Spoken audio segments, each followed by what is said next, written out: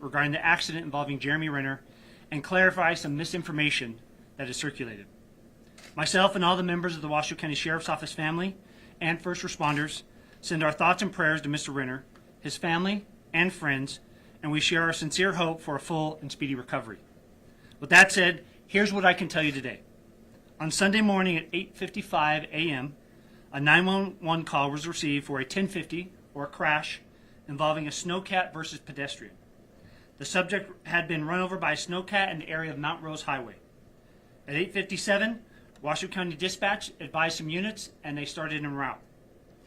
Here's where I want to elaborate on the weather and the road conditions at that hour. The previous evening, we had seen approximately 3 feet of snow fall in the Mount Rose area, and multiple cars were abandoned on the multiple roads, including Mount Rose Highway. Additionally, while it was not snowing at the time of the accident, Mount Rose Highway was closed at that hour because of severe winter weather of snow which had not been yet removed from the highway. At 9:30, the first Washoe County Sheriff's Office unit arrived on scene. The delay again was a direct result of the weather, the traffic moving around abandoned cars in the roadway, and the closure of Mount Rose Highway. When the first Washoe County Sheriff's Office unit arrived on scene, Medical, Truckee Meadows Fire Protection District, and North Lake Tahoe Fire Protection District were on scene. At 9:37, care flight landed in the vicinity of Mount Rose Highway. At 9:56, Mr. Renner was taken via care flight to a Reno area hospital.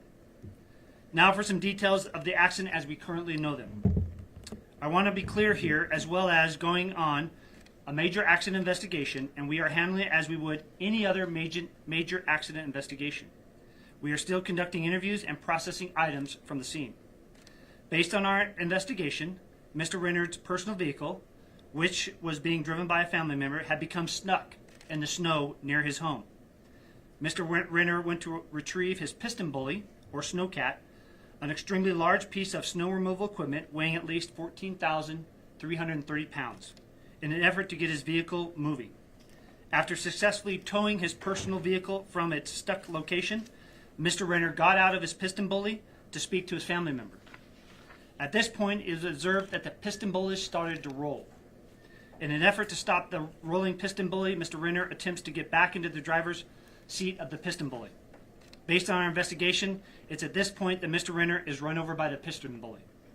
An eyewitness detailed seeing Mr. Renner getting into the piston bully and not seeing him again until the piston bully came to a rest in a pile of snow in front of his driveway. At this point in the investigation, we do not believe Mr. Renner was impaired at all, and we believe this is a tragic accident.